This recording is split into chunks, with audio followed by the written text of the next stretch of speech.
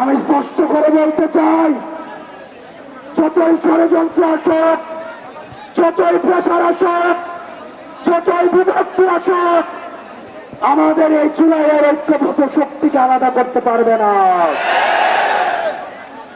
আমি যদি পরবর্তীতে কোন ধরনের ঘোষণা নাও দেই, আপনাদের মঞ্জিলে মাসে যাচ্ছে এই কোন সন্ত্রাসী সংগঠন আওয়ামী লীগকে নিষিদ্ধ করা। আওয়ামী লীগকে নিষিদ্ধ না করা পর্যন্ত সংগ্রামী ভাইয়েরা, সংগ্রামী বোনেরা, আপনারা এই রাজপথ ছাড়বেন না। 2013 সালে যে শাহবাগ হয়েছে, এই শাহবাগে ফ্যাসিবাদের পদধ্বনি শোনা গিয়েছে। আমরা এই শাহবাগ থেকে ফ্যাসিবাদের পতন ধনের আমরা কঠিনে শেষ পের একটা মারব। আপনাদেরকে বলতে চাই, আপনারা বিচ্ছিন্ন কোন গ্রুপে গ্রুপে আলাদা হয়ে আপনারা আলাদা করে মিছিল করার প্রয়োজন নাই।